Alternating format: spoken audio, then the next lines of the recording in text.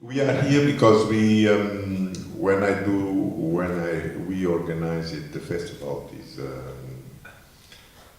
full retrospective of Godard's movie. I wanted some, I tried and I'm happy to have here some of great artists that could talk about what Godard is for them now, and it was at that period, and whether Adam Thirlwell is someone that I wanted to bring to the festival already for some time. I met him for the first time in the Serpentine Gallery with Raoul Ruiz retrospective, and he writes not only novels, but he writes about films, he writes about books, he writes about words. And Philippe Parreno, I think all of you know, who is one of the great contemporary artists at this moment, and Arto Lindsay as well. You don't have to present him, he was with us in a magnificent concert already. He was 2 years ago. And here they are, and they choose, one of the films they choose to talk, is Adam who chose was Tout va bien. And I would like to know why, and first, and second, what is really represents, the work of Jean-Luc Chorin, if it represents something. So Tout va bien, I think for me, if I answer your second question first, one of the things that I love about Godard is secretly, because I'm a novelist and very egocentric, is that I think that Godard is really one of the great writers of the 20th century. That he's one of the people who most understood, I think, that cinema and writing were related activities.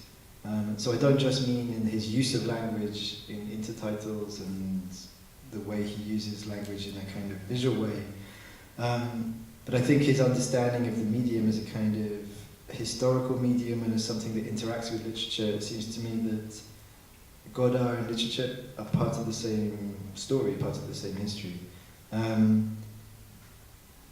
Tout va bien, I think I love because I think it's kind of fashionable to dislike his kind of Maoist, Marxist kind of leanings, to say these creative films that are only didactic, that are only kind of propaganda. And I think formally, what's so fascinating is the way, basically what I love about this film is the set, is the look of it, and the fact that he uses this kind of, in one sense, incredibly old-fashioned stage.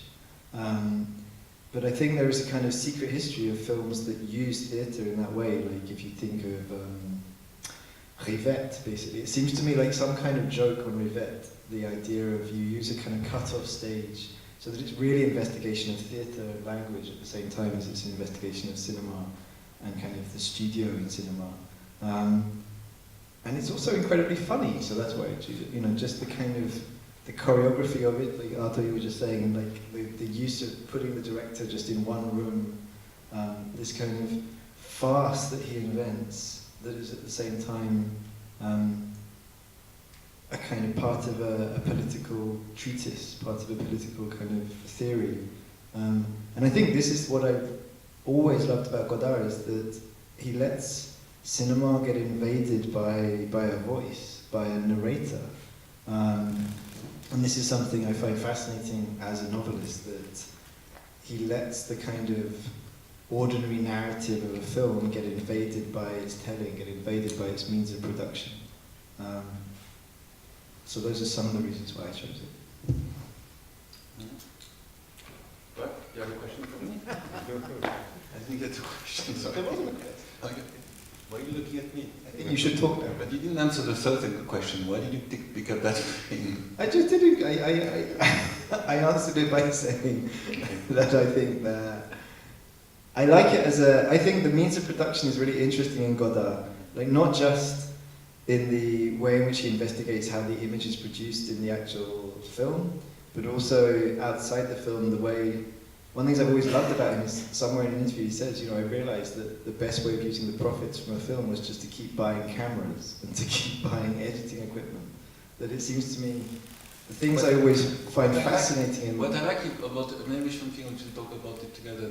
What I liked about this film, if I remember it well, although it's been years ago I didn't see it, is that there are a few things in it. First of all, I think he believes it's a film that he did after the Vertov group, he left it. It's still a film in collaboration with Godin, so people, it's not a film technically of Godin, but Godin and Godin. So it's a collaboration, and I'm kind of keen to talk about that part. And secondly, the characters also are playing a couple when they're in fact a couple. The two of them are. Jane Fonda was coming out from this resistance against the war. So did Montand, with also just did a film before with. He made some. He made the film with Sauté. He made the film with the kind of left, So both of them. Movie. Yeah. So both of them in their life were political activists, as you say today. And they were also together, the couple. So the film, in a way, plays this kind of weird idea of characters being more than characters, but being like beings, and in a Heidegger kind of sense of a being, being like being a character, and I found that interesting because that's an invention of Godard, the fact that he was playing with the limits of. I don't know if you're familiar with the works of this guy called Timothy Morton, the guy who wrote Ecology Without Nature. He had a great neologism. He talked about environmentality, as a sort of weird way to define something where things flows, environmentality, yeah. Where things flows, so it's not precise where you stop. It's things about to define something that flicker between human, non-human, like fiction, will, something that oscillate between these two ontological worlds. And Godard was an inventor of that, that fiction was leaking, Yeah. But it's also there in Bazin. So you get even in the theory of Bazin, you have this idea that what I've always loved in the kind of Bazin idea, the cahier du cinéma idea, is that you are investigating what is literally in front of you, that they seem to me some of the most interesting people for saying that an actor and a person are the same thing, or that, so exactly, the use of Fonda, he's always interested in using the star insofar as they are themselves, and it's kind of like, I think Le Mépris is the next film coming up, and in the same way he used Bardot in this, that he used the starriness of Bardot, the literal fact of Bardot as one of the elements in the film, and I think he was definitely the first person to explore that kind of literal use of a star, of an actor in a movie. The fact that one of the kind of, why it's such a glamorous medium, as it were, is because you in the audience, you're kind of obsessed by the idea that this is people, there is no distance between the actor and their persona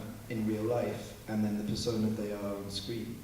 And that seems to be one of the great Godard kind of inventions, is to be able to be at the same time incredibly fictional in the way he kind of produces a film, so that it's advertising always its kind of fictionality. But you see, but beyond that, because that for me is quite technical, what you're saying, even beyond that, and that more into your realm of literature, is that he was one of the many, but one of the most significant, in a most significant way, who opened the gate between real and fiction, It was so blurry, even his life, because he was the fact that he wanted to come out as this great director, dating actors, like as Orson Welles with. So it was kind of like mixing in a way his life with the fictional life, and the films are also intertwining between both there's no difference between or you put it on the way, to my kind of practice of art, that there's no difference between producing a form and presenting the form, you know? It's a same movement. I just would like to adjust something, because I was, really, when this film was produced in '72, it was really when all of us at that time were waiting for Godard to come back from this, period post-68. And when it was announced that he was going to come back to a fiction with two stars, Jane Fonda, and you don't imagine what was the expectation about. And more than that, the film was produced by Gaumont. It was produced by one of the big, studios in France. At that time, that was occupied, if you can tell, by someone completely crazy, but the incredible producer called Jean-Pierre Rassin, that produced this, produced La Maman et la Putain, produced La Grande Bouffe and everything. And it was really a kind of revolution inside Gaumont that finished at a certain point after, because he was fired, but anyway, but that was an incredible. And now we went to take these two and stay in a way, when it came out, we were, for us was kind of incredible, sensation, because at the same time, we all, what you say, critics and everything were expecting that he, in a way, he went to a completely different, to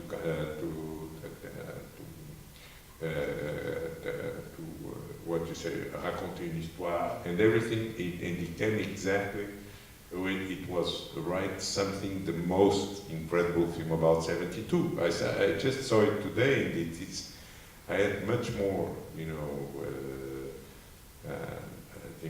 I liked it much more that period, even if I liked it, but it was really a moment that changed, I think, a lot of things. And to say about, to take the star, maybe what you were saying made me feel something, when he made a Boutsouf with Gene Seberg, I think he made exactly the same thing to Gene Seberg that Orson Welles made to Rita Hayworth. Yeah. Just to change it, cut the hair, and changing completely, and that it's, I just, today I... And then after with the Mépris, the same, with the Mépris, the same, and it's incredible, because the first lines of this, when they talk about love, I like your breath and everything, is exactly the same lines of the Mépris.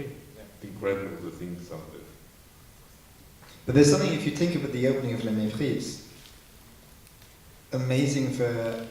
Is this exactly what you're talking about? Like all the use of the color filters and so that at the same time you are completely aware that this is a film made by Godard and that it is a kind of artistic kind of production, and yet at the same time it only emphasizes how much you are looking at the body of Brigitte Bardot. And this is what I think is so fascinating about him. And then also there's something about the backstories of his films which is as important as the films themselves. So it's important that you know that he never wanted, say that famous opening where you see her naked, it's a kind of deliberate joke at the expense of a Hollywood kind of production where he has, it's a horrible... He added that afterwards, yeah, because they insisted. Because they insisted on seeing Bardot naked in some way, that was the value of the star. And that, I think, is that kind of insolence and that kind of wit that Godard has is definitely something, one of the reasons why I love him so much, I think. But also, I think there's something that I'm not a big fan of irony and witty. That's, of course, at the side where it's a bit overacted for me. And it's not that it's more. I prefer to see it more important because the story of Odyssey, the story of the cinemascope, it's kind of like things which are, and the impossibility for him to tell a story, that goes back to a man and a woman, and the woman at the beginning of the, you don't know why, despise him, and it's kind of it's sad because it starts with a sad kind of like you don't know why, but it's the end, something is ending. and it's so that is that kind of is a after that say goodbye avant-garde, but it's a bit like goodbye cinema. There's something kind of like it's gone, and something is gone, you know, or in the mépris. In a mépris, no, forever, and so it's, the feeling is troubling even today when you see it. There's something kind of because it's full of what we like today, melancholia, form of caring, you know, it's a mix of melancholia and care, you know, but it's something, it's again an invention. The movement is kind of like really striking, because it leaves you a kind of weird taste. Of course, there's jokes and stuff which are kind of always fascinating, but that kind of, in my opinion, faded away a bit, you know. Because I saw the film recently, and it still has that kind of like weird, like, you know, there's something he saw that maybe what avoided all Western glass because he saw too many things, you know. But he saw something there in the film, you know. That's a bit sad. I don't know what it is exactly, but. It's interesting because He always said that he didn't really follow Morevia's novel, right? He said that he just took it as an excuse, but that's not true at all. He follows it completely. At the same time, he doesn't follow it at all. It's like, in a sense, what you said was interesting. Like, he can't tell a story, you know? Like, he attaches himself to a story in a way, Godard, but he's not a storyteller as a filmmaker. Even like, I saw, what did we just see, Une femme et une femme, you know? Which is the musical, it's all lighthearted, and it's like a typical love triangle and everything, but in a sense, the story is just kind of there, you know what I mean? And you don't get really caught up in the stories of Godard's films. It's not really about a story. But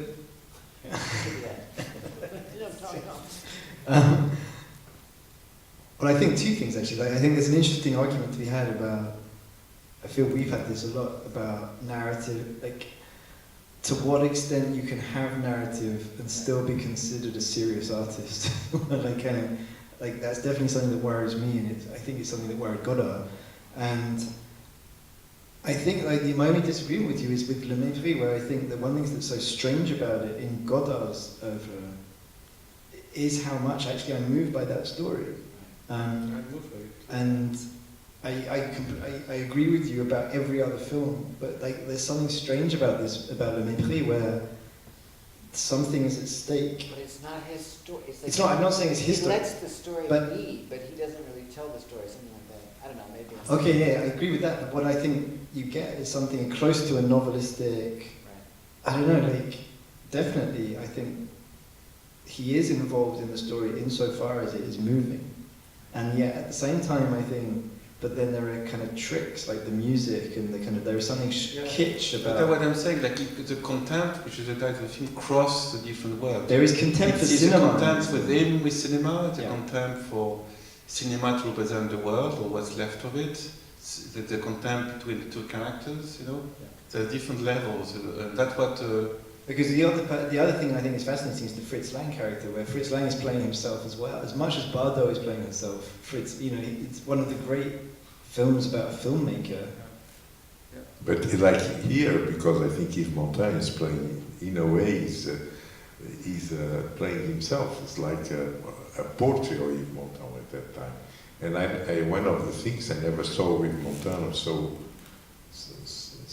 played so well that in this film, you know, usually overacts and everything, and here is just perfect, you know, and Jane Fonda the same, you know, that it's what's incredible, the way he used these stars and the way how he does it, and how at the same time they play themselves, like you know, in a way. But I think this might be one of the greatnesses of Godard. He's the first director to realize that stars only ever can play themselves. That the greatness of a star is simply to be a flexible star, but that it's always there. And that it was Godard who kind of realized that what you were doing was a literary investigation. So I think with Philippe, it's exactly what you're saying, that like the presentation and the production for him are the same thing. And if it produces truth, I think his idea of cinema is if it produces truth, it's because it's simply finding it in the present moment. It's not a kind of, it's however artificial his movies might be, he seems to be one of the people who understands that it's all about a kind of present moment, however many takes there are, or kind of, that's not the point. But I think No, that's really interesting. Because I think even his understanding of a star is about, you know, people always think of a star as somehow able to, whatever, exist high above us or something, you know? But I think that what gives a star kind of density and a gravitational pull or whatever is themselves, you know, their own like kind of twistedness, or, you know, their own, whatever, they can't help but reveal themselves, you know, they can't help but reveal their own feelings. That's what makes them fascinating to watch or something, I guess. It's kind of what you're saying. I mean, and it's the same with the kind of, if you take the credits of Le Mépris, that's one of the things I've always loved, is that the credit sequence is a voiceover. And there's something so odd about that. I don't think anyone's ever done it. I mean, you couldn't do it now because it would just be Le Mépris, but I've always had this fancy actually of doing a book. Pasolini did it, was singing in Uccellacci Uccellini. The credits are synced like in the Pasolini film, remember that one? Which film? Which film? In Uccellacci Uccellini, Little Birds and Oh, Big Birds, whatever. yeah. The scripts are sung. Remember? But that's after Le Mépris. Or is it? I don't know. What film? Uccellacci Uccellini. Uccellacci. I think no. After the Mépris, it's before. Before, okay. I think it's still before. Yeah, it's true. It's true. You made it. Yeah. Yeah, but that is Godard. It's always take things from the other ones and then change it. But it's a great, there's something about it that for Le Mépris sets some kind of, like this idea that something is already over, that's what I think is interesting. That the relationship in the film is already dead, and cinema is already dead basically by the time the film is open. That's what's kind of so strange about the movie, I think. But You have to present the Mépris after. Keep some things from. we are presenting Le Mépris.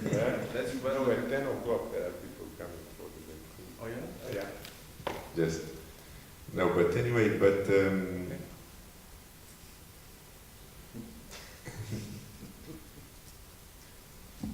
So when you want Go. to say something? Any question now? We just keep going. They're giggling. They don't know what to say. And Arto, and about the way you use the music, I have a musician here yesterday to tell me something about the collage. I don't remember how he used music and sound at all in this film. But obviously, in general, In his work. yeah, he's a genius, and he,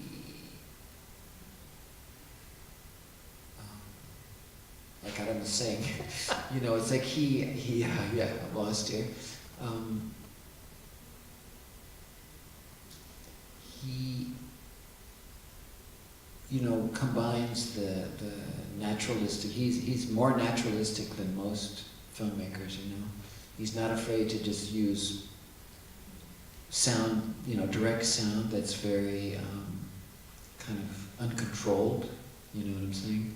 He'll also turn the sound on and off during a scene. You know what I'm saying? Use it in a completely crazy way, like go from sound to silence, sound to silence. Somebody's walking down the street and you hear the sound of the street and then he turns it off and it's silenced and turns it back on, you know. I was talking earlier to these guys about King Lear, and I think King Lear actually has the most complex use of sound. At least it's the most dense, you know, where he'll have a conversation going and then he'll cut to another shot. He'll keep that conversation going. He'll add the sound of the new scene. He'll throw in the birds that keep appearing in every, you know, he keeps throwing in these birds like a bad joke. Talk about irony. He just keeps throwing these crows in no matter what's happening. And then there's one or two pieces of music going on at the same time. So he'll have like 4 or 5 tracks. Yeah, so I'm actually describing what he does more than characterizing it. I'll save that for later, you know what I mean? But he obviously uses, he kind of detaches, the way he uses literary intertitles, he uses music like that too. He detaches music and uses it as a kind of a loose signifier, you know what I mean? Something that floats around and he just uses it when he wants to, you know what I mean? So he uses something that is ostensibly really romantic and is supposed to make you feel a certain way, and he sort of shows you how you're being manipulated or something, you know what I mean? I think actually that's something I can see in your stuff, Philippe, as well. Of like, it seems to me that if Godard taught you anything, it's the separation of elements. That he seems to be the filmmaker who most understood that a film is a made object with sound, music, spoken word, intertitles, dialogue. That there are so many small elements that make up a film, and it seems to be that after you watch a Godard movie, so many movie makers seem so naive about kind of what the medium actually is, that they seem to think it's just a sound recording over it, synchronized with a visual kind of recording. And I think Godard is the great kind of why I think kind of he's seen as some kind of Joyce of film is because he's the person who separates it out as much as possible. Makes it sequential, right? Like they'll have the it makes it layered at the same time. yeah, but also sequential. Like there'll be first there's the kiss, and then there's the music for the kiss. You know, instead of at the same time. So. Or the violence or the music.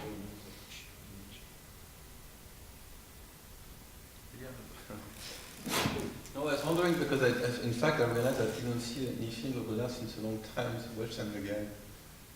Maybe they aged really badly, or maybe not. No, I think today was one of the greatest experiences. Yeah, Since strange. then.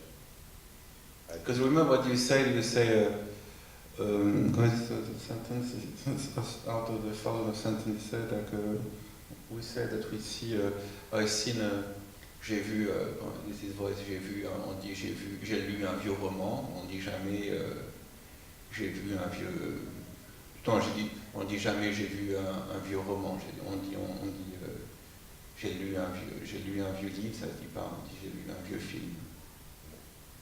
See, I read an old, but nobody say I read an old novel, but people say I saw an old film. So, nobody says I read an old novel. But you do say I saw an old But you movie. do say I saw an old film. So, maybe people say that I saw an old movie we're talking about Godard. Because at the time when I was watching Godard, it was new for me, no? Although it was maybe 15 years after, but it was still resonating, you know? I was wondering today, do you tell us after what it sounds like? What was the last time you saw a film of Godard? Well, I saw one yesterday. Oh, you did? After the retrospective. But I saw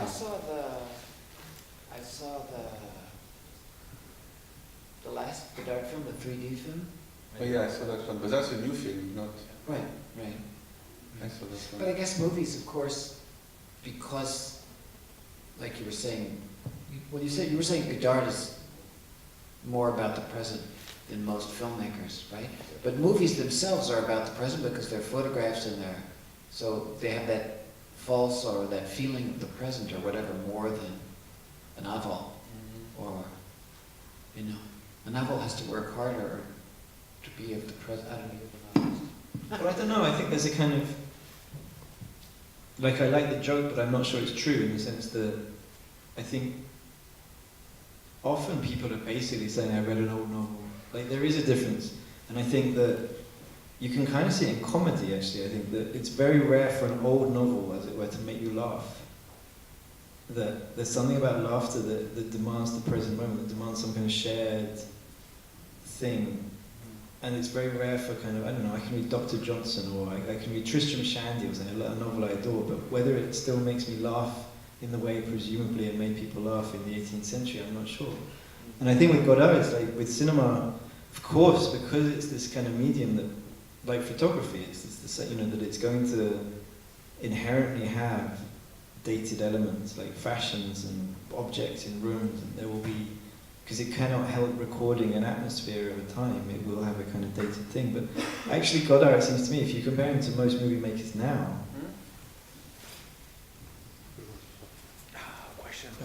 then I think it doesn't seem it doesn't seem to me to be as dated actually as compared to like many more filmmakers who are alive right now seem more dated. I think it's interesting, this sentence of Godard, and on the Nobody Says we read an old novel, because in a way he's just saying that cinema is still for him and for his generation, maybe the other generation, still alive art, in the sense that alive in the as a human life. Like cinema is like a human life. It's now 120, 130 years old, and we still consider it as, I mean, we're still expecting it to die, as we would wait for grandfather or grandmother to die, and there is still this relationship to this art as like a human being that has been developing with us and is meant to die. And I guess that in a few generations we won't be saying anymore, I'm seeing an old movie, and it will just adapt as the same as a novel. And I had a question, but I forgot about it. We have time. But I guess, I mean, like, do you feel you see an old artwork? Like, what would that mean? Like, is there a difference in...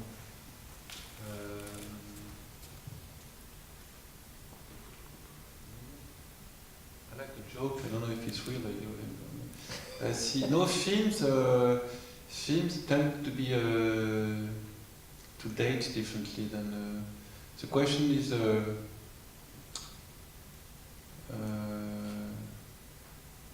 I don't know. If I think about Rauschenberg being an old artist or an old work, I'm not sure. I don't think that way. No. Some films they do that, but not for all the films. Some films are dated, but maybe they're the good ones, you know. Yeah, but that's what I think. Is that I think something that's dated is not because of its era, or it's because of its technique, basically, or it's because something in it wasn't original. I think I feel that about novels. Like, I'm often interested with literature, how often the same thing actually is, like, I think it's true that one of the things that's interesting about cinema is how relatively recent it is as an invention.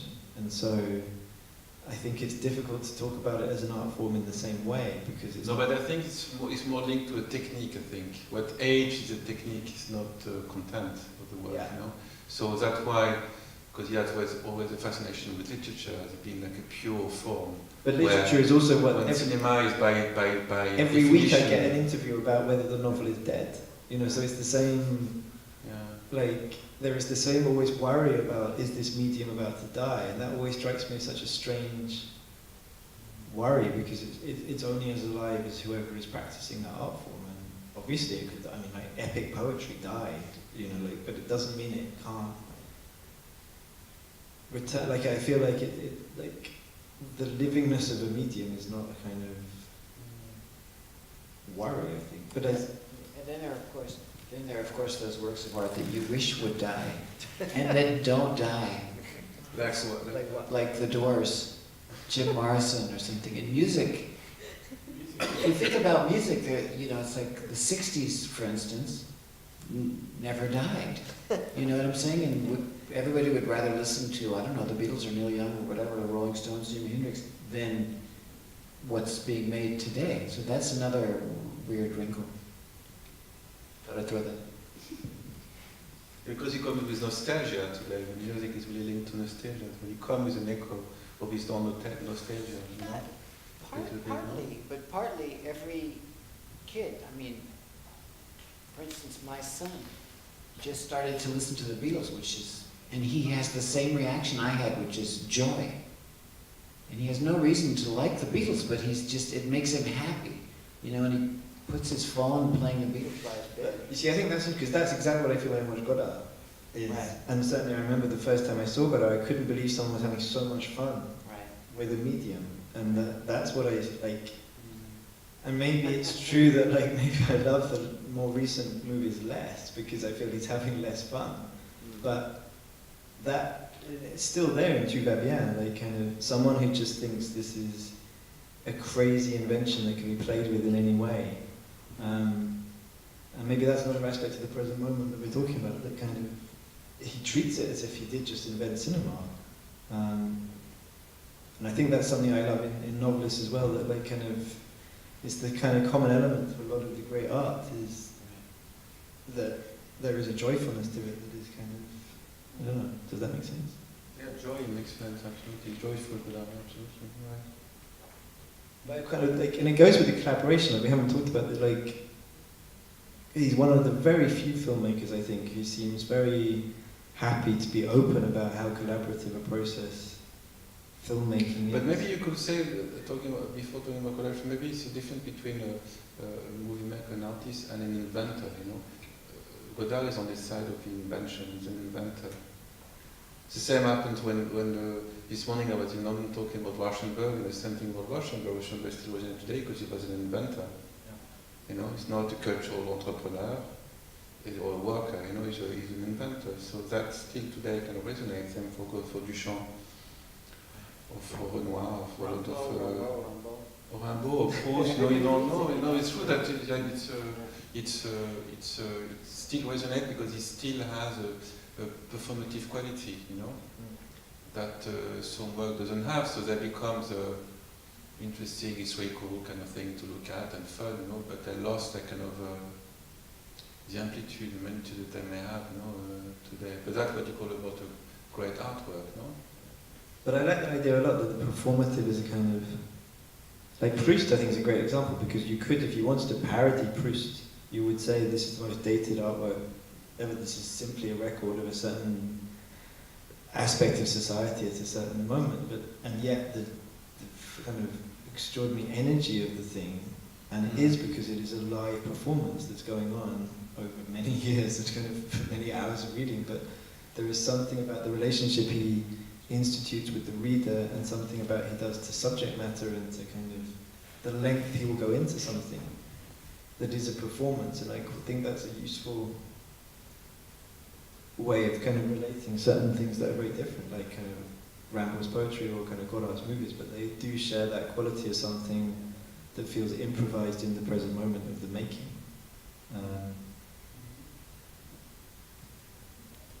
Yes.